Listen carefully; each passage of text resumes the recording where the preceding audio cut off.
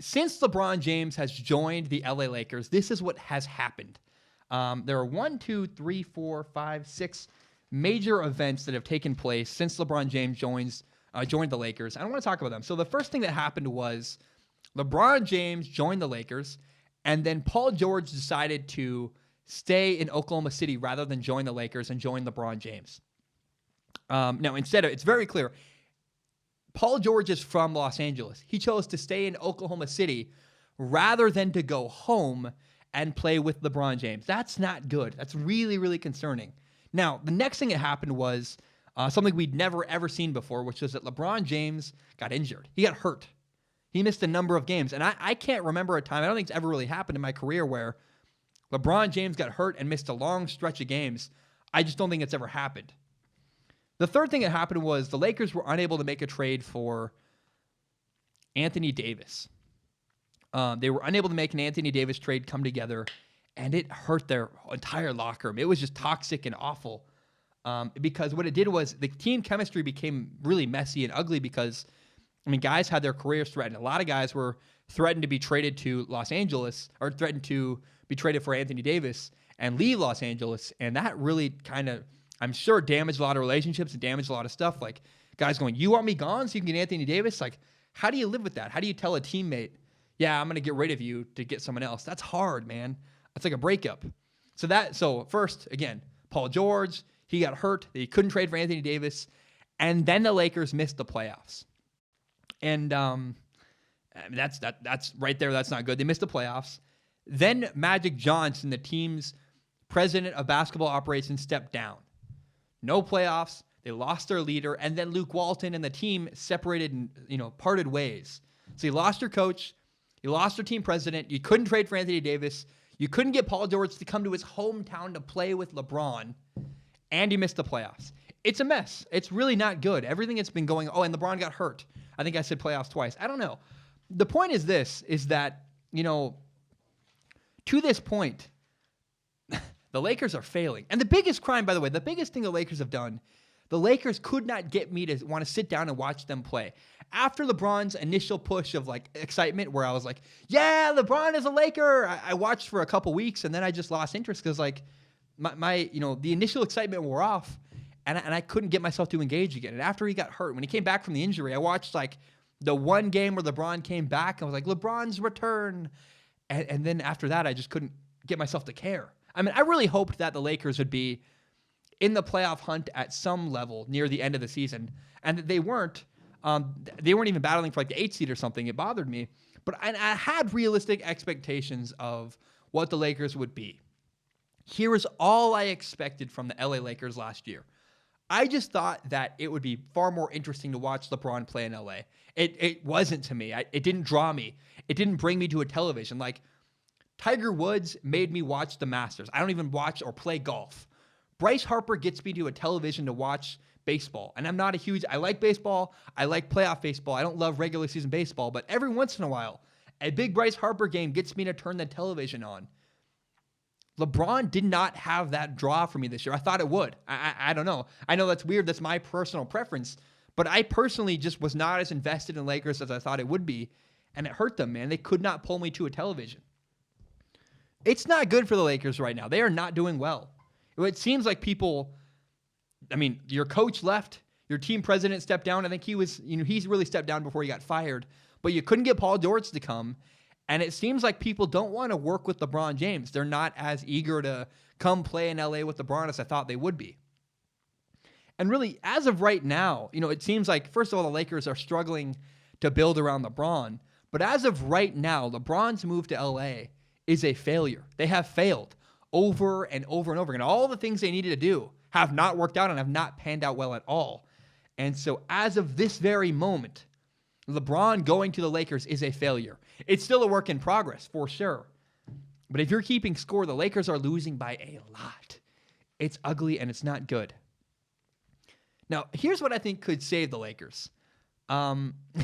It's really interesting. I think Kobe Bryant could be the savior that the Lakers need. When Magic was named the president of basketball operations for the Lakers, the belief was that Magic Johnson, the brand and the name, would attract big stars to LA. And there are two problems with that. The first one is that Magic Johnson played in the 80s, 1 year in the 90s, 1 year in 95 after he figured out how to play with HIV. But young stars in the NBA today did not grow up watching Magic Johnson. It was before their time. So they aren't very familiar with Magic Johnson. They know the lore, the rumors, the legend, the documentaries, but they didn't watch Magic Johnson play every day growing up.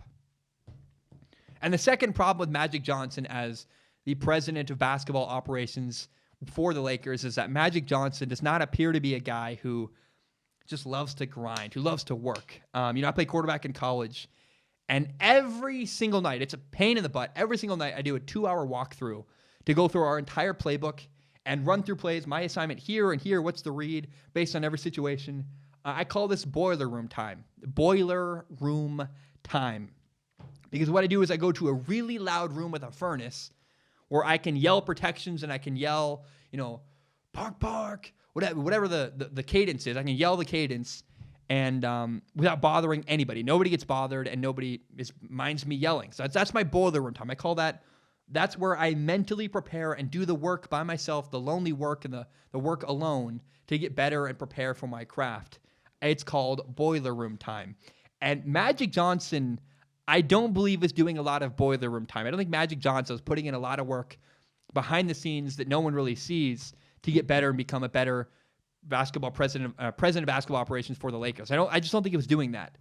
Now I think Kobe, in contrast, would be a really good fit to take over where Magic Johnson left off.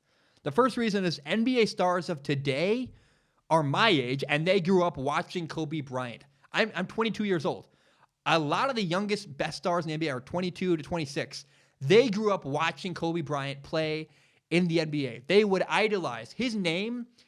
Who he is would actually attract people to LA because they are familiar with him. They know him. They revere and respect him far more than they ever did Magic Johnson because they were not familiar with Magic Johnson. The second thing is this. We know that Kobe Bryant loves to work. He loves the work. He loves boiler room time. Oh my goodness. Kobe Bryant obviously would do the work.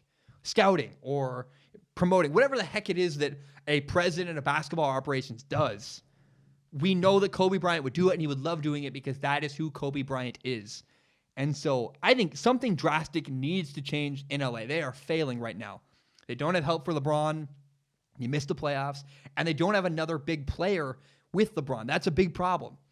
I think Kobe Bryant, oddly enough and really cool enough, could be the solution to all their problems. How poetic and incredible would that be and just fitting, if Kobe Bryant was the thing that was able to bring LeBron help to the Lakers?